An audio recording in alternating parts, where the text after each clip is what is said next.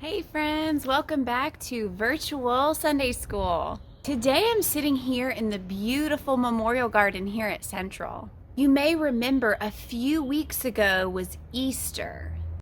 We celebrated how God made Jesus alive again. But have you ever wondered what happened to Jesus after he came back? The first people to notice that Jesus was no longer in the tomb were women like Mary Magdalene. They almost couldn't believe it, but they did because they knew that God was powerful. And now their faith was even stronger. So they ran to the first people they could find, the disciples.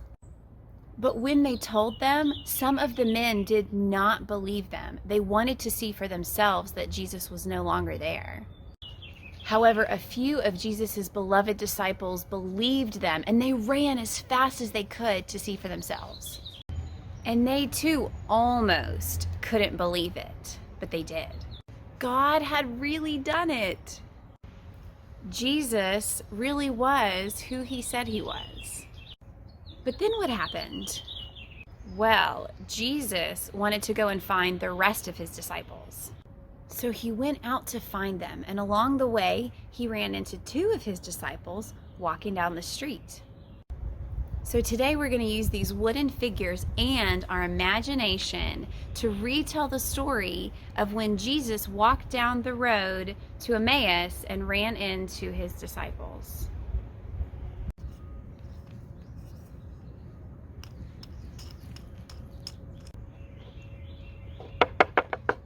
Hey Cleopas.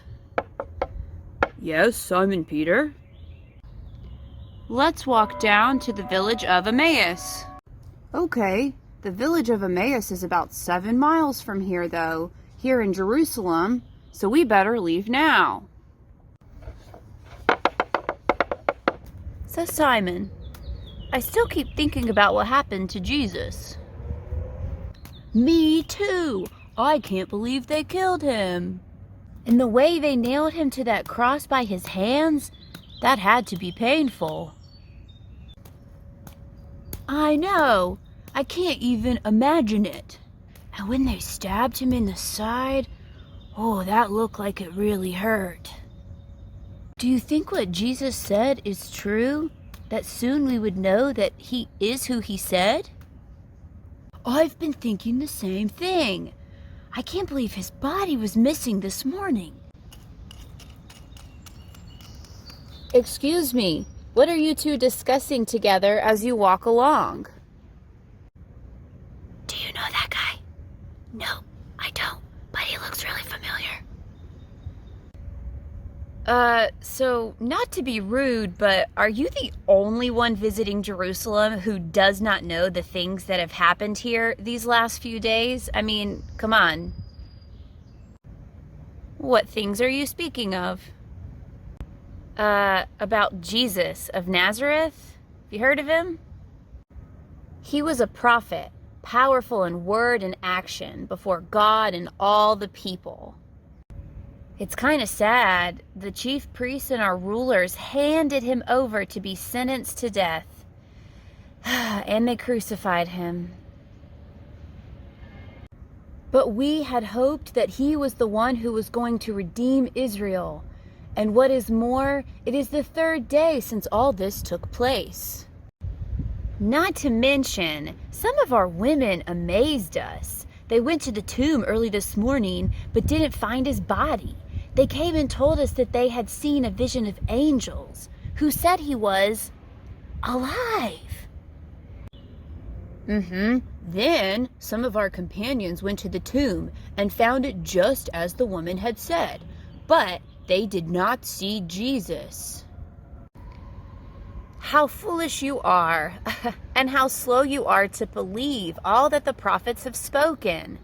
Did not the Messiah have to suffer these things and then enter God's glory? Well, it's like the scriptures say. Here we are in the village of Emmaus. Sir, I know you must be traveling further than here, but please come join us for dinner. Oh, yes. Please come join us. I have really enjoyed this time on the road listening to you talk about Jesus. It feels almost like we know you. That sounds lovely. Thank you. As they sat around the table, their eyes were opened, and they realized it was Jesus. It was true what Jesus had said. They recognized the holes in Jesus' hands from where he had hung on the cross. But as this happened, Jesus disappeared right from their sights. Then the disciples got up from their seats and returned and went to Jerusalem to tell the others. Friends, that is our Bible story from the road to Emmaus. Can you believe the disciples didn't even recognize Jesus? I wonder why that is. I wonder if Jesus looked different to them. Maybe he looked a little bit glowy. Maybe he kind of had almost like a radiant light coming off of him, or he looked more godlike than human-like, and maybe that's why they didn't recognize him. Or maybe they just weren't expecting to see Jesus, and maybe they didn't pay attention to the details about him, the way his face looked, or the holes that were in his hands. Either way, they eventually figured it out and knew it was Jesus. Thank you for using your imagination with me as we told our Bible story today. Maybe you've heard this story once before. Or maybe this is the first time you've ever heard that story. Regardless, I hope it is a story that you will hear again someday. I personally really enjoy re-listening or rereading stories over and over again. What about you? Do you have a favorite book you like to reread? Or maybe you have a favorite movie or TV show that you've rewatched so many times even though you know how it ends. So today for our activity with Miss Erin, we are going to talk about the importance of re-listening or rereading or rewatching a story multiple times to gain a new meaning each time. So check it out. Good morning.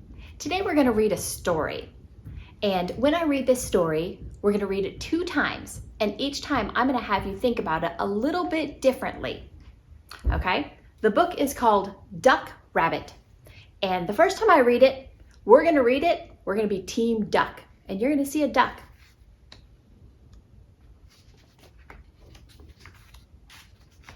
Duck Rabbit. Hey, look, it's a duck. See the beak there? And his eye? That's not a duck, that's a rabbit. Are you kidding me? It's totally a duck. It's for sure a rabbit.